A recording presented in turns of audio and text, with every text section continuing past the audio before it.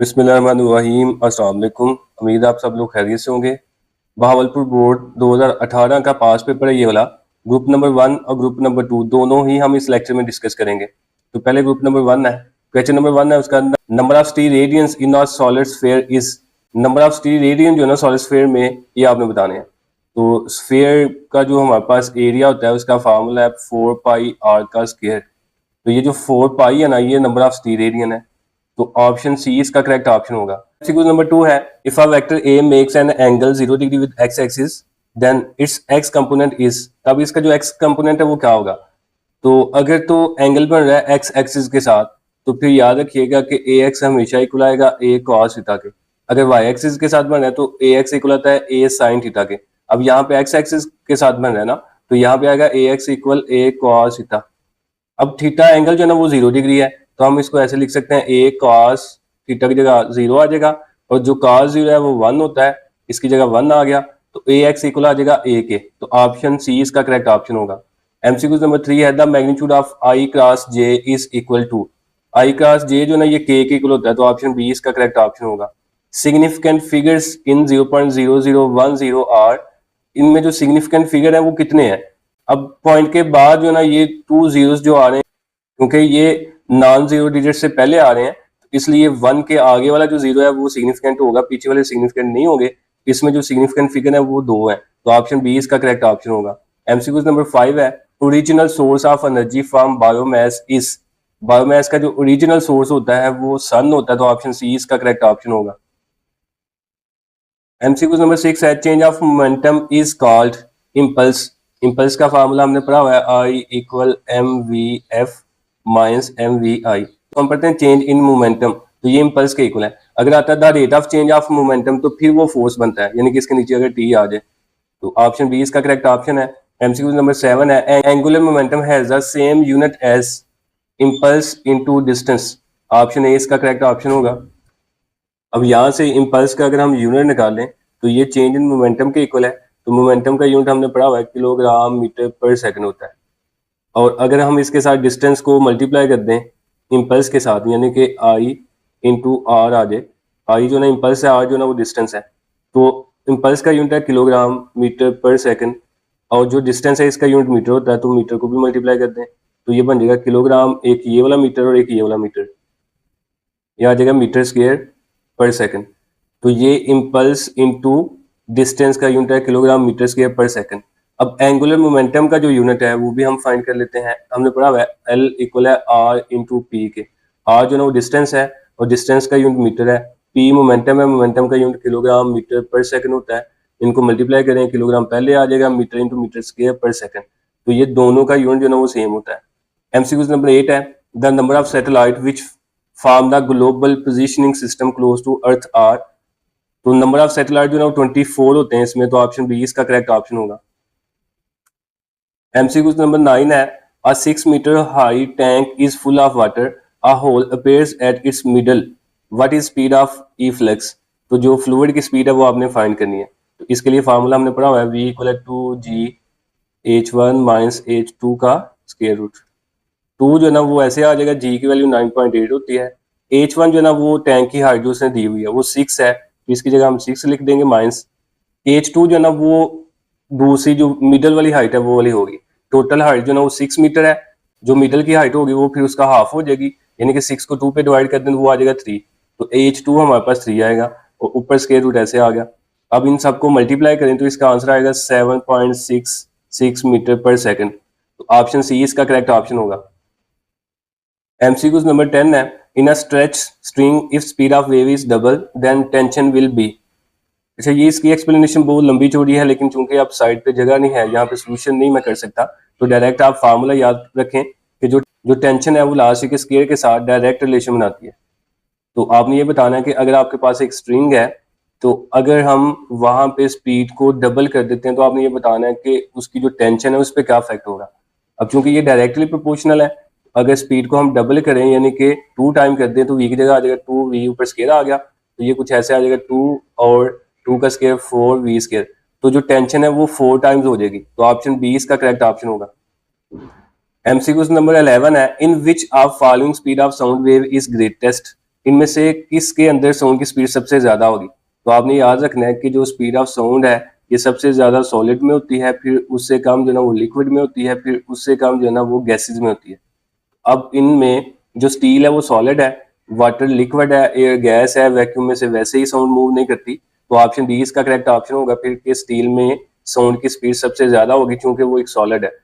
MCQs number 12 है the dimension of spring constant के are. Spring constant की dimension आपने फाइंड करनी है। तो फार्मूला हमने पढ़ा हुआ है F इक्वल के एक्स, के यहाँ पे स्प्रिंग कांस्टेंट है। अब इसकी डायमेंशन फाइंड करनी है तो के इधर रहने दें, एक्स उधर जाके डिवाइड हो जाएगा तो ये बन जाएगा F ओवर एक्स। अब जो फोर्स है इसका बेस यूनिट होता है किलोग्राम मीटर पर second square over x. Distance है इसका यूनिट मीटर आएगा, मीटर मीटर के साथ कैंसिल हो गया तो ये बच गया किलोग्राम, मीटर कैंसिल होके बाकी बच गया पर सेकंड स्क्वायर। अब इसकी डायमेंशन लिख लें, किलोग्राम की डायमेंशन m आएगी, सेकंड की t ऊपर पावर -2 ऐसे आ गई। तो ऑप्शन ए इसका करेक्ट ऑप्शन आएगा। एमसीक्यू नंबर 13 है the locus of all points in the same phase of vibration is called wave front. Option A इसका करेक्ट ऑप्शन है। एमसीक्यू नंबर 14 है the internal energy of system does not depend on path. Internal energy जो ना ये path पे depend नहीं करती, तो ऑप्शन सी इसका करेक्ट ऑप्शन होगा। एमसीक्यू नंबर 15 है the least distance of distinct vision. जो वाज़िया किसी चीज को कम से कम फासले पे आप देख सकते हैं वो फासला कितना है, तो वो 25 सेंटीमीटर होता है। तो ऑप्शन डी इसका करेक्ट ऑप्शन होगा। एमसीक्यू नंबर 16 है which is not optically active. इनमें से कौन सा जो है ना वो ऑप्टिकली एक्टिव नहीं है। तो ऑप्टिकली एक्टिव का मतलब ये होता है कि जब लाइट किसी मीडियम में से पास करे और वो उसकी डायरेक्शन को चेंज कर दे, उसको हम ऑप्टिकली एक्टिव कहते हैं। तो इनमें से जो वाटर है वो ऑप्टिकली एक्टिव नहीं है, तो ऑप्शन सी इसका करेक्ट ऑप्शन होगा। एमसीक्यू नंबर 17 है the mean kinetic energy of gas is zero at. अब काइनेटिक एनर्जी जो ना वो जीरो कब होगी, किस टेम्परेचर पे होगी। तो काइनेटिक एनर्जी का फार्मूला हमने पढ़ा हुआ है 3/2kT, यानी कि जो काइनेटिक एनर्जी है वो टेम्परेचर के साथ डायरेक्ट रिलेशन बनाती है। तो अगर टेम्परेचर हम जीरो लेंगे तो काइनेटिक एनर्जी भी जीरो होगी, लेकिन टेम्परेचर का ऐसा यूनिट केल्विन होता है तो इसलिए टेम्परेचर हमने 0 केल्विन लेना है। तो यहाँ पे अब केल्विन में टेम्परेचर है लेकिन 100 केल्विन है, तो हमने 0 केल्विन लेना था। तो अगर हम इसको डिग्री में कन्वर्ट कर लें तो हम 0 में से 273 को माइनस कर देंगे तो ये आ जाएगा -273 डिग्री। तो ऑप्शन बी इसका करेक्ट ऑप्शन होगा। डिग्री में -273 डिग्री और केल्विन में 0 केल्विन आएगा, 0 केल्विन यहाँ पे मौजूद नहीं, इसलिए डिग्री वाला ऑप्शन इसका बी वाला करेक्ट होगा। ये ग्रुप नंबर 1 था। नेक्स्ट ग्रुप नंबर 2 भी हम देख लेते हैं। ग्रुप नंबर 2 है उसका एमसीक्यू नंबर 1 वही पहले वाला ग्रुप वाला है। Number of steradian in a solid sphere is 4 pi. Option C इसका करेक्ट ऑप्शन है। एमसीक्यू नंबर 2 है the chips are made of. Chips जो ना ये सिलिकॉन से मिलकर बनी होती हैं, तो ऑप्शन डी इसका करेक्ट ऑप्शन है। एमसीक्यू नंबर 3 है angle between two vectors 3i + 4j and 4i - 3j is.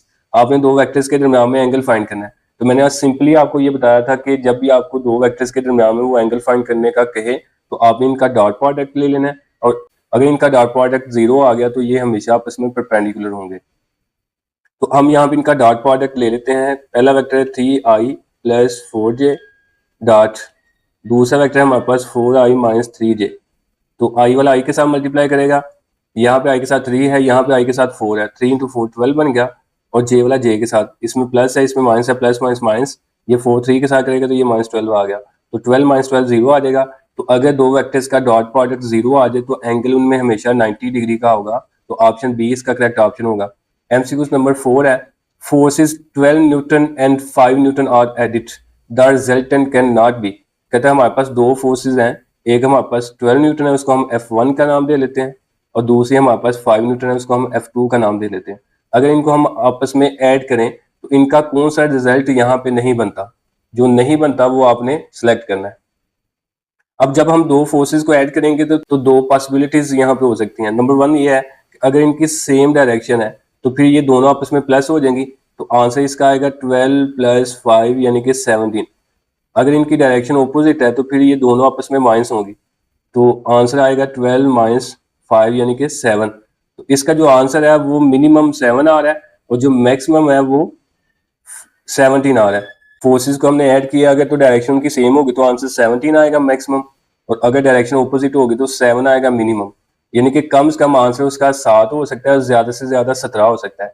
Option A में जो है ना वो 13 आ रहा है, यानी कि 13 आ रहा है। अब जो 13 है वो 7 और 17 के दरमियान में है ना, कम से कम 7 और ज्यादा से ज्यादा जो ना वो 17 है, इसका मतलब 13 इनके दरमियान में आ रहा है, तो ये पॉसिबल है, ये हो सकता है।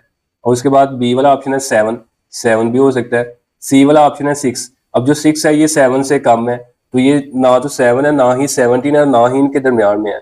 तो ये वाला जो ऑप्शन है फिर यही करेक्ट होगा, क्योंकि हमने वो वाला आंसर तलाश करना था जो इसका नहीं बनता, तो सी वाला इसका नहीं बनता।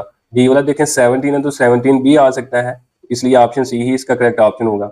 एमसीक्यूज नंबर 5 है, original source of energy from biomass is, ये भी ऊपर हम करके आए हैं, ऑप्शन सी इसका करेक्ट ऑप्शन है, सन। एमसीक्यूज नंबर 6 है, the unit of solar constant is kilowatt per metre square, option A इसका करेक्ट ऑप्शन होगा।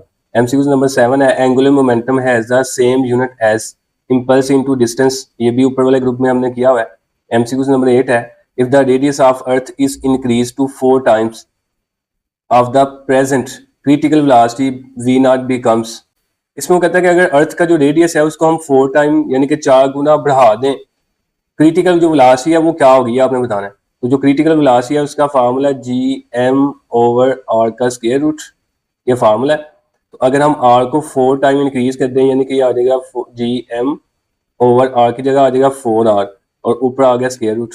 अब उसके बाद मजीद हम इसको ऐसे लिख लेते हैं वी प्राइम और G M over R square root ऐसे लिख लेंगे, और ये जो 4 है ना इसका स्क्वायर रूट 2 होता है, तो ये कैंसिल हो गया, 1/2 जो ना वो बाहर आ जाएगा इस तरह, तो ये बच गया 1/2, और G M over R square root जो ना वो ओरिजिनल वेलोसिटी यानी कि वी बन जाएगी फिर, तो वी प्राइम इक्वल आएगा 1/2 वी के, यानी कि अगर हम रेडियस को 4 टाइम इंक्रीज करेंगे तो जो क्रिटिकल वेलोसिटी है वो पहले से हाफ हो जाएगी, तो ऑप्शन डी इसका करेक्ट ऑप्शन होगा। एमसीक्यूज नंबर 9 है, the law of conservation of energy is the basis of Bernoulli's equation, option B इसका करेक्ट ऑप्शन है। एमसीक्यूज नंबर 10 है, beats can be heard when difference of frequencies is not more than, कहते हैं beats को हम तब ही सुन सकते हैं जब दो फ्रीक्वेंसी के दरम्यान में जो डिस्टेंस है वो किससे ज्यादा ना हो, वो 10 से ज्यादा नहीं होना चाहिए, यानी कि उसका जो मैक्सिमम डिफरेंस है वो 10 हर्ट्ज है। अगर 10 हर्ट्ज से ज्यादा होगा तो फिर आप फ्रीक्वेंसी को, फिर आप बीट्स को नहीं सुन पाएंगे, जो फ्रीक्वेंसी है उनमें डिफरेंस नहीं कर पाएंगे, तो ऑप्शन बी इसका करेक्ट ऑप्शन है। एमसीक्यूज नंबर 11 है, the wave form of simple harmonic motion is, simple harmonic motion की जो वेव फॉर्म है वो कुछ इस तरह की होती है, तो इसको हम साइन वेव कहते हैं, ऑप्शन ए इसका करेक्ट ऑप्शन होगा। एमसीक्यूज नंबर 12 है, on reflection of longitudinal rays from denser medium there will be phase change of, अगर जो डेंसर मीडियम है उसके साथ रिफ्लेक्शन होगी तो वेव ऐसे टकरा के कुछ ऐसे वापस आएगी, यानी कि उसमें 180 का चेंज आएगा पाई का, तो ऑप्शन ए इसका करेक्ट ऑप्शन होगा। 180 को हम पाई भी कहते हैं। एमसीक्यूज नंबर 13 है, the angle between the ray of light and surface of the wave front is, इनमें जो एंगल है वो 90 डिग्री का बनता है, तो ऑप्शन डी इसका करेक्ट ऑप्शन होगा। एमसीक्यूज नंबर 14 है, a glass grating has 5000 lines per centimeter, then grating element will be, grating element आपने फाइंड करना है, तो grating element का formula D equal L over N, L जो है ना वो लेंथ है, और लेंथ उसने यहाँ पे जो दी हुई है सेंटीमीटर है, तो इसको हम लिख लेंगे 1 सेंटीमीटर। N जो है ना वो नंबर ऑफ लाइंस है, नंबर ऑफ लाइंस 5000 उसने दी हुई है, तो कहता है कि ग्रेटिंग एलिमेंट फाइंड करें, यानी कि D फाइंड करें। अब सेंटीमीटर को हम कन्वर्ट कर लेंगे मीटर में, 1 सेंटीमीटर इक्वल होता है 10⁻⁻² मीटर के, ओवर 5000 ऐसे आ गया। मजीद इसको हम सॉल्व करते हैं तो ये 10⁻² नीचे चली जाएगी, तो ये आ जाएगा 1 ओवर 5000 इंटू 10⁻², ये ऊपर से ये नेगेटिव नीचे आके पॉजिटिव हो जाएगी। इसको अगर हम 1 को इस पे डिवाइड करते हैं तो इसका आंसर आ जाएगा 2 इंटू 10⁻⁻⁶, तो ऑप्शन ए इसका करेक्ट ऑप्शन होगा।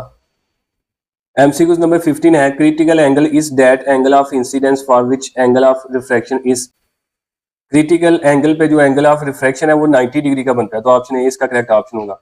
एमसीक्यूज नंबर 16 है, no spark plug is needed in, spark plug की जरूरत हमें किस इंजन में नहीं होती, तो डीजल इंजन में हमें इसकी जरूरत नहीं होती, ऑप्शन डी इसका करेक्ट ऑप्शन होगा। एमसीक्यूज नंबर 17 है, force acting on the piston to move outward is, कहते हैं पिस्टन पे जो फोर्स लगती है आउटवर्ड में वो किस स्ट्रोक में लगती है, तो पावर स्ट्रोक में लगती है, ऑप्शन बी इसका करेक्ट ऑप्शन होगा।